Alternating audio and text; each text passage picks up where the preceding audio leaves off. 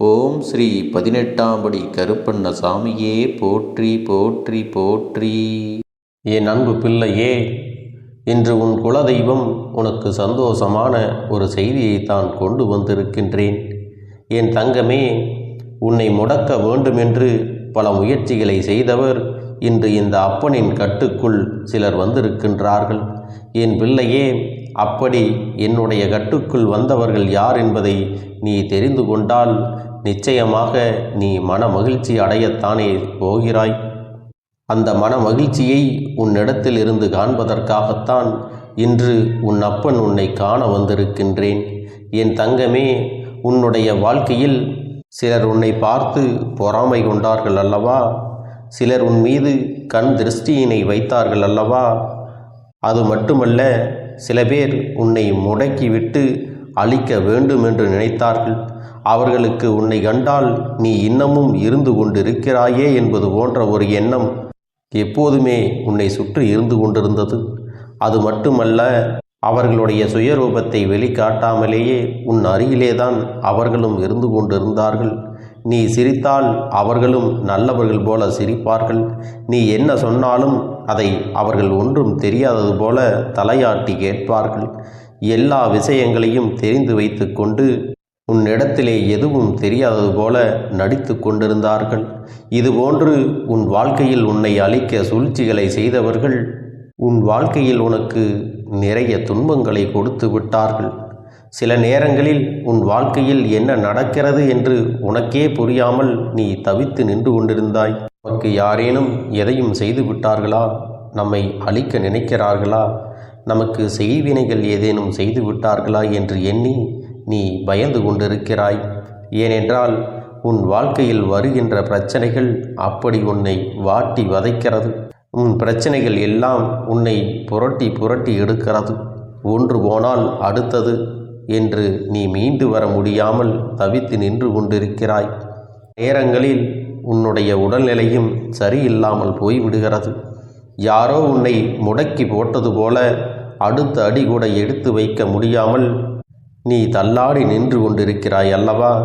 என் தங்கமே, இப்படிப்பட்ட நேரத்தில்தான் என்னிடத்திலே வந்து, அப்பனே, என்னை இந்த பிரச்சனையிலிருந்து மீட்டெடுங்கள், எனக்கான ஒரு நல்ல தீர்வினை கொடுங்கள், நல்ல சுகத்தை கொடுங்கள் என்று நீ என்னிடத்தில் கேட்டாய் அல்லவா? என் பிள்ளையே, நீ அனுபவித்த வேதனைகளை எல்லாம் என்னால் சகித்து கொள்ள முடியவில்லை. நீயாகவே என்னிடத்தில் கேட்காவிட்டாலும் நிச்சயமாக இதற்கெல்லாம் ஒரு நல்ல தீர்வினை கொடுத்துவிட வேண்டும் என்று நான் எண்ணிவிட்டேன். அதைத்தான் உன்னுடைய வாழ்க்கையிலும் நான் செயல்படுத்த தொடங்கி இருக்கிறேன். அந்த நேரத்தில் நான் ஒன்றை புரிந்து கொண்டேன்.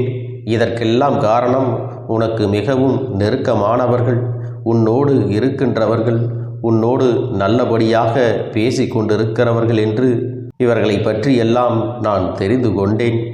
இந்த அப்பன் இதையெல்லாம் ஈவு இரக்கமின்றி செய்கின்றவர்களுக்கு முதலில் அவர்களுடைய வாழ்க்கையை முடக்கி விடலாம் என்றுதான் நினைத்தேன். அதன் பிறகு நான் அப்படி செய்யவில்லை. அவர்களைப் போலே நாம் அவர்களுக்கு திரும்பி செய்யக்கூடாது. அவர்கள் செய்த தவறை நாம் செய்ய வேண்டாம். எல்லோருக்கும் குடும்பம் என்ற ஒன்று இருக்கிறது. அவர்கள் தனிப்பட்ட மனது என்ன சொல்கின்றதோ அதைத்தான் செய்கின்றார்களே தவிர மற்றபடி அவர்களை சுற்றி இருப்பவர்கள் எல்லாம் அவர்களுக்குத்தான் நல்லது எல்லாம் நடக்க வேண்டும், தான் மட்டும்தான் நன்றாக இருக்க வேண்டும் என்று சுயநலம் கொண்டவர்களாகத்தான் இருக்கிறார்கள். அவர்கள் செய்யக்கூடிய தவறு அவர்களுடைய கர்ம வினைகளாக மாறி அவர்களுக்கு தண்டனையை கொடுக்கும் என்பது கூட தெரியாமல் உனக்கு எவ்வளவு கஷ்டங்களை அவர்கள் கொடுத்து விட்டார்கள். அதற்காக என் பிள்ளையே, நீ வருந்த வேண்டாம். இந்த அப்பனின் கையால் அவர்களுக்கு தண்டனை கிடைக்காவிட்டாலும் அவர்களாகவே அவர்களுடைய வாழ்க்கையில் துன்பங்களை தேடிச் செல்ல போகிறார்கள். அவர்களுக்கு தனிப்பட்ட முறையில் தண்டனை நிச்சயமாக கிடைக்கத்தான் போகிறது. இந்த தண்டனையை அவர்கள் அனுபவிக்க வேண்டி இருப்பதால் இந்த அப்பன் அவர்களை முதலில் என்னுடைய கட்டுக்குள் கொண்டு வந்து விட்டேன். அப்படியானால் இப்பொழுது அவர்கள் என்னுடைய கட்டுப்பாட்டிற்குள் வந்து விட்டார்கள். என்னுடைய கட்டுப்பாட்டுக்குள் வந்து விட்ட பிறகு அவர்களின் மனநிலையில் நிச்சயமாக மாற்றங்கள் வந்துவிடும். அவர்கள் செய்தது எல்லாம் எத்தனை பெரிய தவறு என்பதை அவர்களாகவே புரிந்து கொள்ள தொடங்கிவிட்டார்கள். இனிமேல் உன் பக்கமே திரும்பி பார்க்கக்கூடாது என்பதையும் அவர்கள் புரிந்து கொள்ள தொடங்கிவிட்டார்கள். என் பிள்ளையே, நீ நினைப்பது போல பல மாற்றங்கள் அவர்களுக்குள் ஏற்பட்டுவிடப் போகிறது. ஆனால் ஒன்று மட்டும் நிச்சயமாக நீ புரிந்து கொள்ள வேண்டும். உன்னுடைய வாழ்க்கையை அழிக்க நினைத்தது இப்பொழுது அதையெல்லாம் நினைத்து பயந்து வருந்தி கொண்டிருக்கிறார்கள். அதனால் இனி ஒருபொழுதும் உன்னுடைய வாழ்க்கையில் அவர்களுடைய தலையீடு என்பது நிச்சயமாக இருக்காது. அவர்கள் செய்த சூழ்ச்சி அவர்களுக்கே திரும்ப சென்றிருக்கும் பொழுது நிச்சயமாக இனி இது போன்ற ஒரு காரியத்தை செய்வதற்கு யாருக்கும் மனம் வந்து விடாது. இந்த அப்பனுடைய அன்பினை முழுவதுமாக பெற்ற குழந்தை அல்லவா நீ?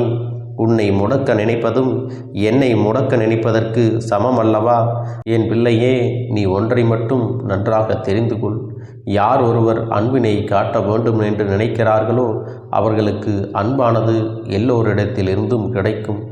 யார் ஒருவர் மற்றவர்களை அழிக்க வேண்டும், கெடுக்க வேண்டும் என்று நினைக்கிறார்களோ அந்த எண்ணங்கள் அவர்களை சுற்றி கொண்டு இருக்கும் பொழுது அவர்களுக்குத்தான் அந்த தீமைகள் எல்லாம் நடக்கும் என்பதையும் நீ புரிந்து கொள்ள வேண்டும்.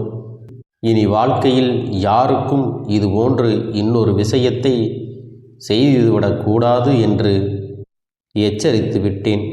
இனி அவர்கள் ஒருபோதும் யாருக்கும் இது போன்ற செயல்களை எல்லாம் செய்துவிட மாட்டார்கள். என்னதான் இந்த அப்பன் அவர்களுக்கு அறிவுரைகளை வழங்கினாலும் நான் அவர்களுக்கு என்னுடைய ஆசிகளை ஒருபோதும் வழங்கவில்லை. அவர்களின் வாழ்க்கை அவர்களின் பொறுப்பு. அவர்கள் செய்த பாவத்திற்கு பலனும் அவர்களுக்கு நிச்சயமாக கிடைக்கும்.